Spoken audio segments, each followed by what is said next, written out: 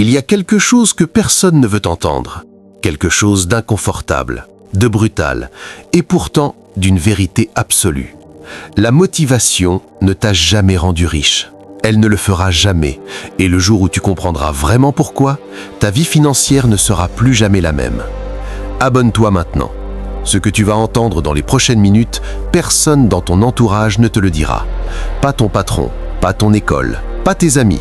Et si cette vidéo change ta façon de voir les choses, partage-la avec quelqu'un qui en a besoin.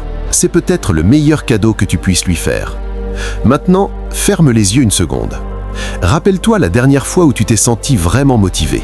Ce feu dans la poitrine, cette certitude absolue que cette fois-ci serait différente. Cette fois-ci, tu allais vraiment changer. Tu allais te lever plus tôt, épargner davantage, construire quelque chose. Tu le sentais dans tes os. Et puis, rien. Quelques jours, peut-être une semaine, et le feu s'est éteint, comme il s'éteint toujours. Et tu t'es retrouvé exactement là où tu étais avant.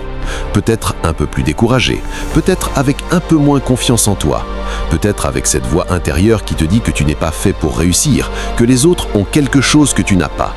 Un don, une chance, un réseau, une énergie que toi tu ne possèdes pas. Mais et si cette voix avait tort?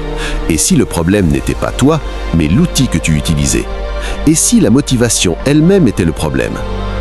Il y a 2000 ans, dans une Rome tumultueuse, 3 hommes ont compris quelque chose que le monde moderne a complètement oublié. 3 hommes au destin radicalement différent. L'un était empereur, l'autre était esclave. Le troisième était l'homme le plus riche de son époque. 3 vies, 3 douleurs, une seule vérité. Et cette vérité, elle n'a rien à voir avec la motivation. Elle a tout à voir avec quelque chose de bien plus puissant, de bien plus durable, de bien plus réel.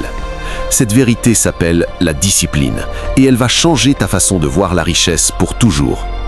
Commençons par Marc Aurèle, parce que son histoire est peut-être la plus paradoxale de toutes. Imagine un instant, tu es l'homme le plus puissant du monde connu. Tu commandes des légions, tu gouvernes des millions d'âmes, ton mot peut faire vivre ou mourir n'importe qui. Tu as accès à tout ce que le monde a de plus beau, de plus rare, de plus précieux. Et pourtant, chaque matin, avant que le soleil ne se lève sur Rome, avant que les courtisans ne remplissent tes salles, avant que le poids de l'Empire ne s'abatte sur tes épaules, tu t'assieds, seul, dans le silence, et tu écris. Non pas pour la postérité, non pas pour être admiré, mais pour te rappeler à toi-même qui tu dois être, pour te discipliner, pour ne pas te perdre dans l'ivresse du pouvoir. Marc Aurèle n'écrivait pas ses méditations pour nous, il les écrivait pour lui. C'était son entraînement quotidien, sa gymnastique de l'âme. Et ce qu'il y écrivait n'était pas des discours triomphants, c'était des rappels, des avertissements, des disciplines mentales qu'il s'imposait chaque jour sans exception. Il écrivait des choses comme celle-ci. Tu as du pouvoir sur ton esprit, pas sur les événements extérieurs. Comprends cela et tu trouveras la force. Pas la motivation, la force, la discipline, la constance.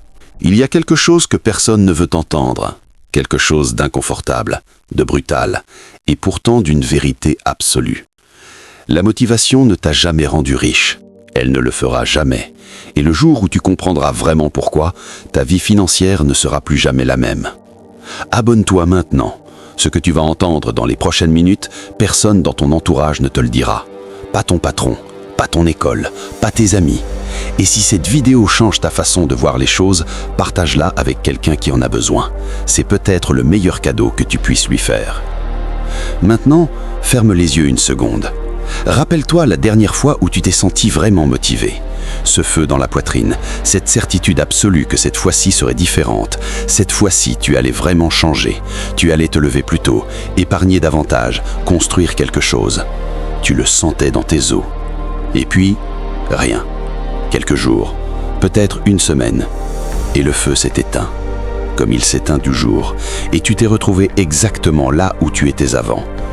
Peut-être un peu plus découragé, peut-être avec un peu moins confiance en toi, peut-être avec cette voix intérieure qui te dit que tu n'es pas fait pour réussir, que les autres ont quelque chose que tu n'as pas. Un don, une chance, un réseau, une énergie que toi tu ne possèdes pas. Mais et si cette voix avait tort ? Et si le problème n'était pas toi, mais l'outil que tu utilisais? Et si la motivation elle-même était le problème? Il y a 2000 ans, dans une Rome tumultueuse, 3 hommes ont compris quelque chose que le monde moderne a complètement oublié. Et voilà la première chose que Marc Aurèle nous enseigne. La richesse, le pouvoir, le succès ne viennent pas de l'envie, ils viennent du rituel. Marc Aurèle aurait pu se lever chaque matin en attendant d'être inspiré, en attendant de se sentir prêt, en attendant d'avoir envie de gouverner sagement. Mais il ne l'a pas fait. Il s'est imposé une pratique. Chaque jour, sans attendre l'humeur, sans attendre le sentiment, il exécutait. Et c'est précisément pour ça que son règne est considéré comme l'un des plus sages de l'histoire romaine. La motivation aurait dit à Marc Aurèle de se reposer les jours sans énergie. La discipline lui a dit de s'asseoir et d'écrire quand même. La motivation est une émotion, la discipline est une infrastructure, et l'une construit des empires, là où l'autre construit des excuses. Mais peut-être que tu te dis, Marc Aurèle était empereur, il avait des ressources que je n'avais pas, il avait un trône, une armée, une richesse qui n'était pas la mienne. Peut-être que pour lui c'était facile d'être discipliné parce qu'il avait déjà tout. Alors laisse-moi te parler du deuxième homme, celui dont l'histoire va peut-être te toucher encore plus profondément, parce que lui, il n'avait rien, absolument rien, il n'avait même pas sa propre liberté. Épictète est né esclave. Ce n'est pas une métaphore, ce n'est pas une façon de parler. Il était réellement la propriété d'un autre homme. Il ne pouvait pas choisir où il allait, ce qu'il mangeait, comment il dormait. Son corps ne lui appartenait pas. Et pourtant, et c'est là que quelque chose d'extraordinaire se passe, Épictète a développé à l'intérieur de ses chaînes une liberté que personne ne pouvait lui prendre. Une liberté mentale, une discipline de l'esprit si puissante, si absolue, si totale qu'elle a traversé 2 millénaires pour arriver jusqu'à toi aujourd'hui. Il disait une chose simple, presque brutale dans sa simplicité. Il y a des choses qui dépendent de nous et des choses qui n'en dépendent pas. Ce qui dépend de nous, nos pensées, nos choix, nos réactions, nos habitudes. Ce qui ne dépend pas de nous, les opinions des autres, les événements extérieurs, la conjoncture économique, la chance, la malchance. Et toute la sagesse, toute la richesse, toute la liberté vient de cette distinction fondamentale. Pense à cela dans ta propre vie. Combien d'énergie tu dépenses à te plaindre de ce que tu ne contrôles pas? L'économie, ton patron, ton quartier, tes origines, tes parents, le gouvernement. Combien d'heures tu passes à attendre que les circonstances soient parfaites pour commencer à construire ta vie? À attendre la motivation, à attendre le bon moment, à attendre que quelque chose à l'extérieur change pour que ta vie à l'intérieur change. Épictète, enchaîné, sans ressources, sans liberté physique, a compris quelque chose que la plupart des gens libres n'ont jamais compris. La richesse ne commence pas dans le portefeuille, elle commence dans la tête. Et la tête se discipline, elle ne se motive pas. Like cette vidéo maintenant si tu sens que quelque chose en toi est en train de changer et partage-la avec quelqu'un qui cherche encore la motivation là où il devrait chercher la discipline. Parce que ce que nous sommes en train de construire ensemble dans ces minutes, c'est une façon de voir le monde qui peut littéralement transformer ta trajectoire financière. Revenons à Épictète, parce qu'il y a quelque chose de fascinant dans son histoire, quelque chose que l'on raconte rarement. Son maître, un homme cruel du nom d'Épaphrodite, voulait lui montrer sa puissance. Alors un jour, il a commencé à tordre la jambe d'Épictète, à la forcer, à la briser lentement.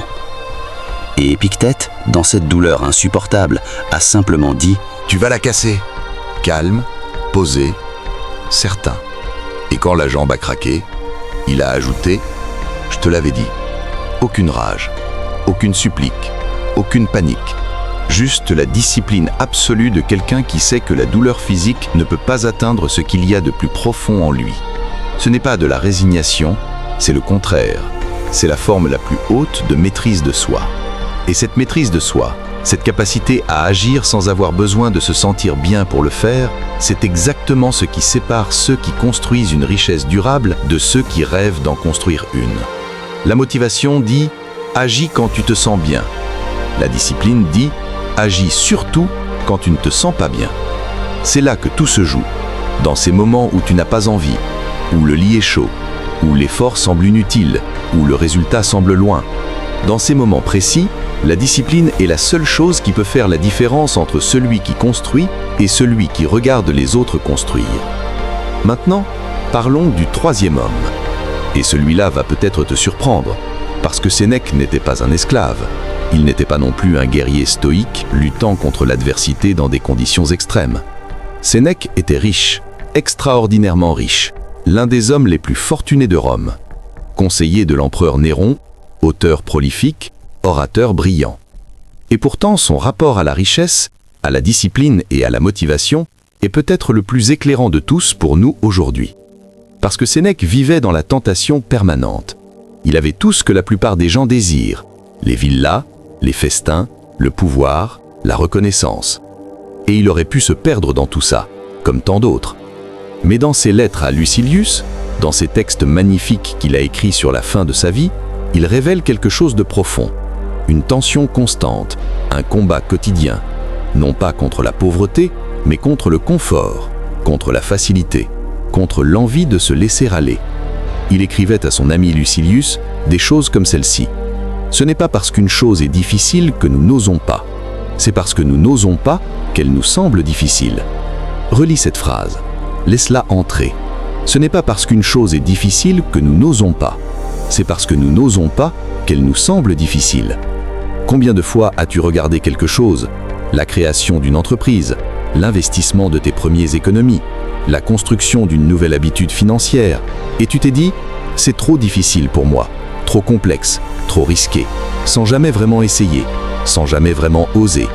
Sénèque te dit que la difficulté n'est pas dans la chose elle-même, elle est dans ta résistance à commencer. Et cette résistance à commencer, c'est exactement ce que la motivation entretient. Parce que la motivation attend le bon moment. La discipline, elle, commence maintenant. Même maladroitement, même imparfaitement, même avec peur. Elle commence. Et voilà la croyance que nous devons briser aujourd'hui, complètement, définitivement. Cette croyance qui dit que pour réussir financièrement, il faut être inspiré, il faut être passionné, il faut se lever chaque matin avec le feu sacré de la motivation. Cette croyance est non seulement fausse, elle est dangereuse. Elle est l'une des principales raisons pour lesquelles des millions de personnes intelligentes, capables, talentueuses, restent financièrement bloquées toute leur vie. Voici ce que personne ne te dit sur la motivation. La motivation est une récompense, pas un point de départ. Les gens qui réussissent ne commencent pas parce qu'ils sont motivés, ils deviennent motivés parce qu'ils ont commencé. La discipline crée l'action, l'action crée les résultats créent la motivation. Dans cet ordre, toujours dans cet ordre, jamais dans l'autre sens. Tu attends d'être motivé pour épargner, mais l'épargne crée la sécurité. La sécurité crée la clarté mentale. La clarté mentale crée de meilleures décisions. Les meilleures décisions créent plus de richesse. Et la richesse qui s'accumule crée enfin cette motivation que tu attendais au départ. Mais si tu attends la motivation pour commencer, tu n'arriveras jamais à la richesse qui la génère. Tu es piégé dans une boucle qui ne démarre jamais. Marc Aurèle, Épictète, Sénèque, 3 hommes, 3 vies radicalement différentes, mais tous les 3 ont compris la même chose. La discipline n'est pas une punition, ce n'est pas une prison, ce n'est pas une forme d'austérité triste et grise. La discipline est la forme la plus haute de respect envers soi-même. C'est dire à sa propre vie « je te prends au sérieux ». Je ne vais pas attendre que les étoiles s'alignent pour construire ce que je mérite. Je commence maintenant, avec ce que j'ai, là où je suis. Abonne-toi à cette chaîne maintenant si tu veux continuer à explorer ces vérités avec nous. Parce que ce que nous construisons ici, vidéo après vidéo, c'est une philosophie complète de la richesse. Pas des astuces, pas des raccourcis, pas de promesses creuses. Une façon de penser, d'agir et de bâtir qui a traversé 2 millénaires et qui fonctionne encore aujourd'hui. Revenons une dernière fois à ces 3 hommes, parce que leur histoire ne s'arrête pas à leur sagesse. Elle se termine aussi dans la douleur, et c'est peut-être dans cette douleur que leur leçon est la plus puissante. Marc Aurèle a passé les dernières années de sa vie à guerroyer aux frontières d'un empire qui s'effritait. Il était épuisé, malade, seul dans des tentes de campagne sur le Danube, loin de Rome, loin du confort. Et même dans cet épuisement absolu, il continuait d'écrire ses méditations. Il continuait de se discipliner, de se rappeler à lui-même qui il devait être. Pas parce qu'il était motivé, mais parce que c'était devenu sa nature profonde, sa façon d'être au monde. Et c'est ça, la vraie richesse de la discipline. À un moment, elle cesse d'être un effort, elle devient une identité. Épictète, lui, a vécu jusqu'à un âge avancé dans une relative simplicité matérielle. Après avoir été affranchi, il a ouvert une école. Des gens venaient de loin pour l'écouter, pour apprendre. Et ce qu'il leur enseignait était toujours la même chose. Concentre-toi sur ce qui dépend de toi. Relâche ce qui n'en dépend pas. Agis, maintenant, sans attendre. Ce n'est pas ce que tu possèdes qui fait ta richesse, c'est ce que tu es capable de faire avec ce que tu as. Et Sénèque a connu la fin la plus dramatique des trois. Néron, l'empereur qui l'avait conseillé, qui l'avait formé, l'a condamné à mort. On lui a ordonné de se suicider. Et Sénèque a fait face à cette mort avec une dignité absolue. Entouré de ses amis, il a dit des derniers mots d'une sérénité bouleversante. Parce que toute sa vie, il s'était préparé à cela. Toute sa vie, la discipline de son esprit l'avait conduit à ce moment ultime où même la mort ne pouvait pas lui voler sa paix intérieure. Et si ça, c'est pas la preuve ultime que la discipline construit quelque chose que la motivation ne pourra jamais construire. Alors maintenant, concrètement, qu'est-ce que cela signifie pour toi, pour ta vie, pour ta richesse? Cela signifie une seule chose. Arrête d'attendre. Arrête d'attendre la motivation. Arrête d'attendre le bon moment. Arrête d'attendre de te sentir prêt. Parce que ce moment ne viendra jamais. Ou plutôt, il viendra exactement quand tu auras arrêté de l'attendre. Quand tu auras commencé à agir sans lui. Épargne aujourd'hui, même un tout petit peu. Pas parce que tu en as envie, mais parce que tu as décidé que c'est qui tu es. Investis dans ta formation aujourd'hui, même si tu es fatigué, même si tu n'as pas envie. Parce que ton cerveau est ton actif le plus précieux et qu'il mérite ton investissement quotidien. Construis cette habitude aujourd'hui. Pas demain, pas lundi, pas le 1er du mois. Aujourd'hui. Parce que la richesse ne commence pas dans le futur. Elle commence dans ce que tu décides de faire dans les prochaines minutes qui suivent cette vidéo. Marc Aurèle te dit « Tu as le pouvoir sur ton esprit. Utilise-le maintenant. » Épictète te dit « Concentre-toi sur ce qui dépend de toi. Commence maintenant. » Sénèque te dit « N'attends pas que ce soit facile pour oser. Ose maintenant. » Et moi, je t'ajoute une seule chose. La discipline que tu construis aujourd'hui est la richesse que tu récolteras demain. Pas peut-être, certainement, inévitablement. Parce que c'est la loi la plus ancienne, la plus universelle, la plus indestructible du succès humain. La motivation te fera rêver. La discipline te fera riche. Et maintenant, tu sais pourquoi. Like cette vidéo, abonne-toi à cette chaîne et partage ce script avec quelqu'un dans ta vie qui attend encore d'être motivé pour commencer à construire. Parce que la prochaine vidéo va encore plus loin et tu ne veux pas la manquer.